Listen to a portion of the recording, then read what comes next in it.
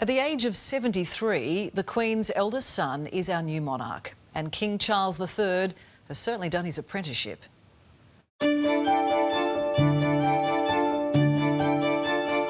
He was the little prince who would spend a lifetime as a king in waiting. Prince Charles, the first child in the history of the British monarchy to witness their own mother's coronation as Queen. While always looking for fun like any other child, a looming royal duty as future head of state was ever present for the boy prince. It was not similar probably to the childhood that many of us grew up with, where we had what looked like a loving family around him. I'm sure his mother loved him, but she did treat him very much as a future king as opposed to a son. His mother's love of Australia was imparted onto Charles whether he liked it or not. Aged 17, he was sent to Geelong Grammar to study for 2 terms as an exchange student in one of the Commonwealth's most distant nations. He looked like he was having a wonderful time. He was away from the press, he was away from the formalities of a royal life, and he could just be himself. Deborah Thomas was editor of Australian Women's Weekly for a decade, covering numerous royal visits. In his bachelor days, Charles was considered a heartthrob by many young Australian women, famously kissed by young model Jane Priest at Cottesloe Beach in Perth. He was considered a bit of a playboy, and certainly a catch, and someone at that time who was almost like a movie star with his celebrity as a single male. On a later visit to Bondi Beach, Charles was still happy to parade in his royal swimmers, but this time had some extra protection. Security men kept a close watch on several young women in the crowd after one tried to plant a kiss on him during yesterday's swim. On that same visit, Prince Charles played polo, and you can gauge how much the country loved him by the cheers when he scored a goal.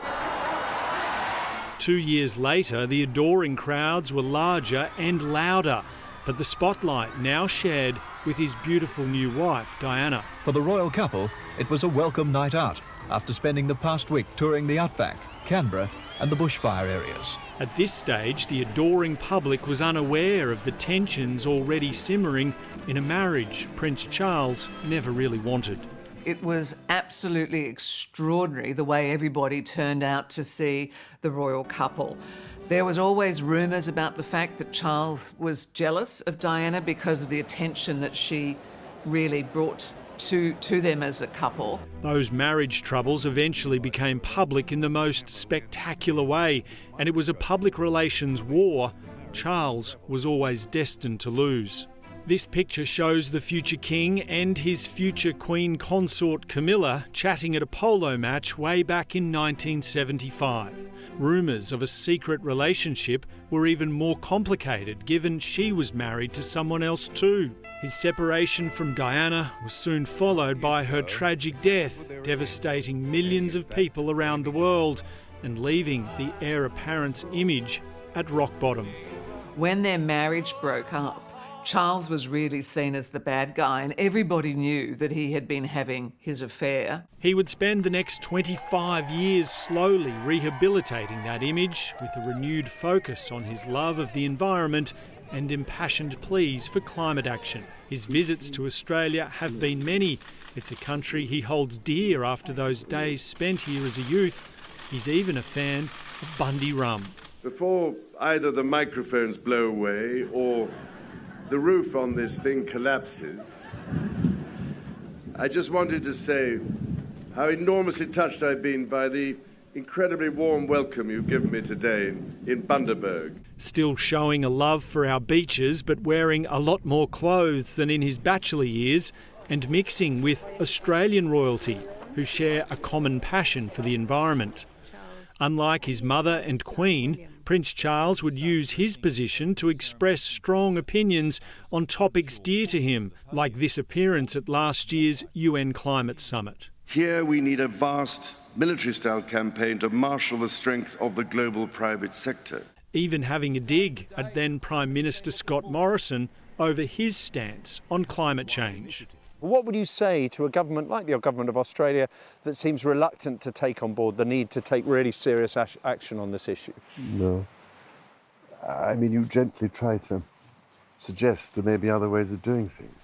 Now aged 73 and finally fulfilling his destiny, the world awaits to see just what sort of monarch King Charles III will be. Former Prime Minister John Howard. Oh, well, look, he's got a great interest in the country. He's very trained for the job. And I think he'll do this conscientiously. He will make changes, but he certainly won't be making any immediate changes, I don't feel, because I don't think people are ready for that. Royal biographer Ingrid Seward has coined a name to describe what will be a much shorter reign than his mother's. That Charles will be a sandwich king. He will be the continuity between the Queen, it's her firstborn son, and William. And I think that Charles will sort of soften the blow of the Queen's death. There is no way that he will abdicate. I don't think that there's any reason for him to abdicate. The fact is William is in the wings, and people have said, why don't we just skip Charles and go to William? Well, you can't do that.